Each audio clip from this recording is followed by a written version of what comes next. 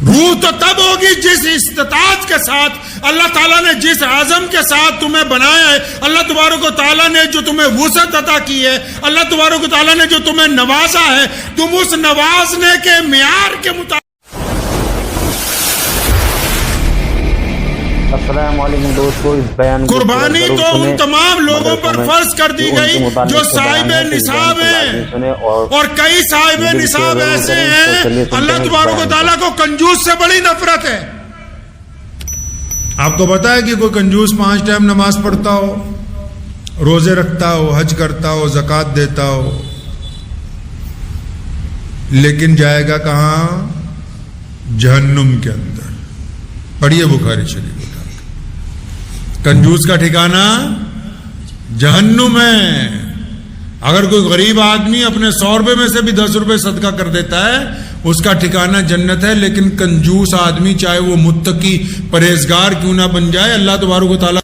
تو ہمارے یہاں نیا دھندا نکل آیا آج کل، وہ کہتے ہیں کوئی بڑے جانور میں قربانی کا حصہ ڈال دو۔ جس طرح تراویوں میں بھی شروع ہوا نا بھائی، کوئی حافظ ریل پکڑ لو، بس 3 دن میں ہی نپٹا لو۔ اللہ نے جن کو اتنا زیادہ نوازا کہ وہ 10 چھوٹے جانور کر سکتے ہیں، وہ کہہ رہے چلو بھائی کہیں 1000 روپے میں 800 روپے میں بس دور ہی کام نپٹ جائے، بس بوجھ اتر جائے سر سے، تو بس پھر بوجھ ہی اترا، ابھی دل سے قربانی قبول نہیں ہوئی ہے، فتویٰ ہی لاگو ہوا ہے، روح نہیں ہوئی۔ روح تو تب ہوگی جس استطاعت کے ساتھ اللہ تعالیٰ نے جس عزم کے ساتھ تمہیں بنایا ہے، اللہ تبارک و تعالیٰ نے جو تمہیں وسعت عطا کی ہے، اللہ تبارک و تعالیٰ نے جو تمہیں نوازا ہے، تم اس نوازنے کے معیار کے مطابق اگر قربانی نہ دو، پھر کون سی قربانی ہے کہ نہیں جی ہم نے تو سوچا کہ فلاں جگہ حصہ ان کے لیے جو اس قابل نہیں تھے کہ وہ حصہ کے علاوہ صرف ایک اپنا ہی کوئی چھوٹا جانور خرید کے قربانی کر سکتے، جن کو اللہ نے کروڑوں روپے دیے، نوازا، اور اتنا نوازا ہے کہ گھر کے تمام لوگوں پہ قربانی واجب ہے، تمام پہ، سن لیجئے سب پہ واجب ہے۔ وہ سوچے نہیں کہ بس ایک ہی کر دیں، یا کچھ 100 کلومیٹر کے بعد کسی کو پیسے بھیج دیتے ہیں وہاں پر قربانی کر دے، ہمارا 50,000 لاکھ روپے بچا دے۔ وہ تم نے بچا کے کوئی کمال نہیں کر لیا ہے۔ اگر دل مطمئن ہے تو کیجئے۔ ہر بندہ اپنی ظاہری حالت کو بھی جانتا ہے، باطنی حالت کو بھی جانتا ہے، ہر بندے کو پتا ہے اس کی مالی حیثیت بھی کیسی ہے۔ اگر آپ کا دل حصہ دے کے مطمئن ہے کہ واقعی میرے پاس اور اتنے پیسے نہیں تھے کہ میں اپنے ہی گھر میں قربانی کرتا چھوٹے جانور کی لا کے، اور اب میں بالکل اس پہ مطمئن ہوں، تو پھر تو ٹھیک ہے۔ لیکن اگر آپ یہ سمجھتے ہیں کہ ہاں میں نے فرض ادا کر لیا، اتنے پیسے بچ گئے، دل کے اندر چور موجود ہے، تو قربانی میں بھی ہیرا پھیری ہے، یہ کی کرتا جاتا ہے۔ بلے شاہ نے کہا نا کہ نماز بھی نیتی جانا ہے، ٹھگی بھی کیتی جانا ہے، آگ ہی کیتی جانا ہے۔ نیتوں کے اوپر قربانی نیتوں پہ ہے۔ اللہ تبارک و تعالیٰ کو ضرورت نہیں کہ اسماعیل علیہ السلام کی گردن پر چھری چلے، اللہ تبارک و تعالیٰ کو یہ بھی ضرورت نہیں کہ ابراہیم علیہ السلام کی نیت کو جانچا جائے، ایسا نہیں ہے۔ اللہ نے قیامت تک کے لیے آنے والے مسلمانوں کو دکھانے کے لیے کہ دیکھو جب میں نے اپنے نبی کو خواب میں حکم دیا تو یہ دیکھو کہ جو میرا بندہ ہوتا ہے وہ میرے لیے کس حد تک جا سکتا ہے، اس لیے یہ قربانی کا فلسفہ ہمارے سامنے رکھا ہے۔ یہ کس نے کہا کہ صرف جانور ذبح کرنے کے ساتھ قربانی ہو جائے گی؟ قربانی کو زندگی کے ہر معیار پر لانا ہوگا۔ حدیث پاک میں آتا ہے نا، جو چیز اپنے لیے بہتر سمجھو وہی اپنے بھائی کے لیے بہتر سمجھو۔ دسترخوان پہ بھی اگر بیٹھیں تو آپ کو 2 روٹیوں میں اگر ایسا لگتا ہے کہ ایک زیادہ بہتر ہے، زیادہ گرم ہے، یہ میرے حصے میں آ جائے، تو شریعت کہتی ہے کہ وہ اسی دسترخوان پہ بیٹھے ہوئے اپنے بھائی کو دیں، تاکہ پھر پتہ لگے کہ آپ میں جذبہ ہے قربانی کا۔ جن چیزوں کو آپ اپنے لیے بہتر سمجھتے ہیں ان کو اپنوں کے لیے بہتر سمجھیں۔ جس آنے والے نقصان کے متعلق خود خبردار ہونا چاہتے ہیں، اپنے پڑوسی کو بھی اس سے خبردار کریں۔ دوسروں کی تباہی پر خوش ہونے کی بجائے ان کو خبردار کر کے خود بھی ان کا ساتھ دیں۔ یہ فلسفہ ہے عید الاضحیٰ کا۔ اللہ تبارک و تعالیٰ نے یہ فلسفہ ہمیں عطا فرمایا ہے اس عید کے موقع پر، اور بے انتہا اللہ نے جن کو نوازا ہے ان کو چاہیے کہ اپنا مال اس عید کے روز پوری فراخ دلی کے ساتھ خرچ کریں۔ جن کو اللہ نے خوب دیا ہے سستے جانور نہ ڈھونڈیں،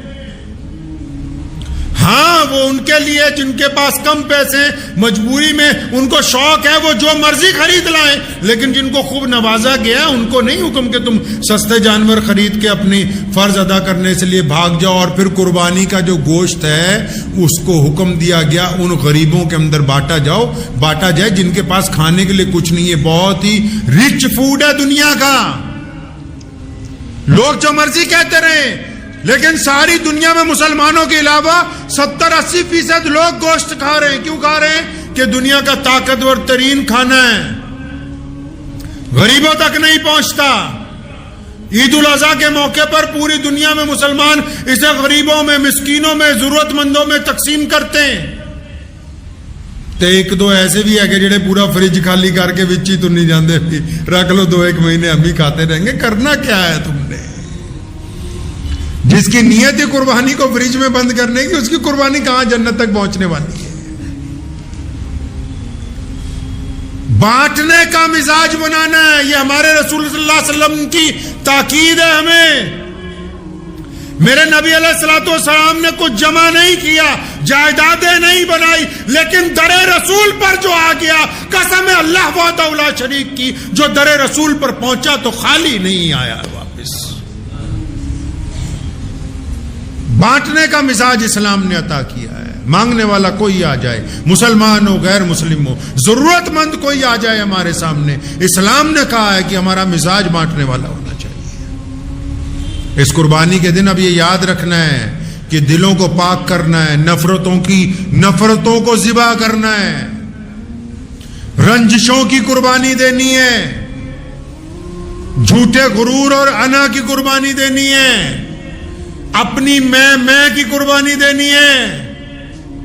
جب دل پاک ہو جائے گا اور پھر اللہ کے رسول صلی اللہ علیہ وسلم ابراہیم علیہ السلام کی جس طرح سنت ادا کرتے ہوئے قربانی دیتے تھے، پھر وہ قربانی دیں گے تو یقیناً اللہ کے حضور وہ قبول ہوگی۔ اصل قربانی محمد رسول اللہ صلی اللہ علیہ وسلم کے دین پر پابند ہونا ہے، اصل قربانی ماں باپ کی اطاعت ہے، اصل قربانی اپنے بھائی سے وفاداری ہے، اصل قربانی غریب اور مستحق لوگوں کی مدد کرنا ہے، اصل قربانی اپنی جھوٹی انا کے لیے پنچایت میں غلط فیصلے کو واپس لینا ہے، اصل قربانی کسی کی ماں بہن بیٹی کو عزتیں عطا کرنا ہے، اصل قربانی کسی بھٹکے ہوئے کو راستہ دکھا دینا ہے۔ یہ تمام قربانی تب ہیں جب ہم ہمت رکھتے ہوں اپنے دل کو قربان کرنے کی۔ صرف اگر جانور ذبح کرتے ہیں تو لطف نہیں آئے گا جب تک ہم اپنی انا نہیں قربان کریں گے اللہ کے راستے میں۔ ابراہیم علیہ السلام صرف بیٹے کو قربان کرنے نہیں چلے تھے، وہ اپنے بیٹے کو اللہ کی رضا کے اندر قربان کرنے چلے تھے۔ بیٹے نے صرف باپ کا کہنا نہیں مانا، اللہ کی رضا کے لیے اللہ کے دستور کو مانا کہ چھری چلتی ہے تو چل جائے لیکن میں اللہ کے حکم کے اندر رہوں گا۔ بیوی نے شیطان کو اس لیے بھگایا تاکہ قیامت تک کے لیے تمہیں پتہ لگ جائے کہ شیطان جب آ کے وسوسے ڈالے تو شیطان کی بات نہیں مانی جائے گی، صرف رحمان کی بات مانی جائے گی۔ کئیوں نے تو سمجھا کہ بس گوشت کھا لیں بس ہو گئی، ایسا نہیں ہے۔ اس عید پر عہد کیجئے کہ ہم نے اپنی انا کی بھی قربانی دینی، اپنے جھوٹے غرور کی بھی قربانی دینی، جس کی وجہ سے بہت سارے رشتے ٹوٹے ہوئے ہیں، بہت سارے کام بگڑے ہوئے ہیں،